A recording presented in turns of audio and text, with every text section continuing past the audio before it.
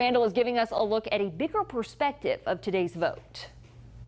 All eyes on Kansas. Sunflower State voters are the first to cast ballots on the issue of abortion after the U.S. Supreme Court's decision on Roe v. Wade. Joining us now, Meet the Press host Chuck Todd. Chuck, we have talked to several political analysts on this issue. From your perspective, what is the significance of this vote for us? Well, I think the significance is to me if the no either wins or just comes close.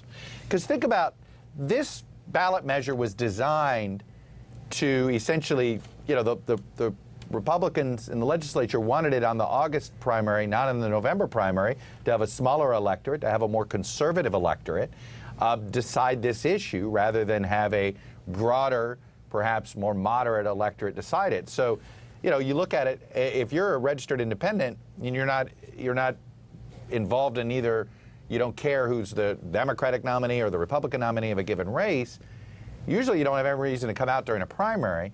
This being on the ballot, this means that there are voters that may only come out to vote on one thing, and it's usually very hard to get them to do that. Now, I think the overturn of Roe v. Wade made this, obviously gave this a lot more attention, a lot more money's been thrown at this. So, I look at it, anything 45% or more for the no side, to me, I think shows you in a state like Kansas that if essentially the abortion rights side of this issue, those pro-abortion rights side of this issue can get 45% or more on a August Tuesday in red-leaning Kansas, I think this tells you this issue could be lethal to the GOP in November when there's a broader electorate.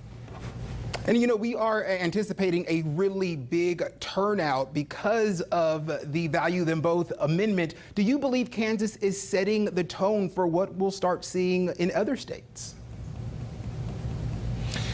I tell you this, if the no wins, I think, or it just comes, I think you will see more of the Democratic spending go behind this issue, more of them believing this is the way to essentially counter the Biden economic referendum issue positioning that Republicans have been using and posturing on all levels.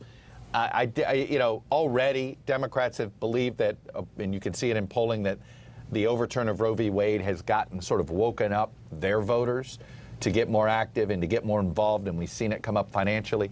If this is proven at the ballot box in Kansas, then all of a sudden I think you're going to have a lot of Republican elected officials start to get nervous about these absolutist pieces of legislation that are circulating in some of these states that call for abortion bans with no exceptions or very limited exceptions, no time to actually get one if somebody believes that they need to have one. So I think it could alter the debate in every state in the union if the no side wins this today.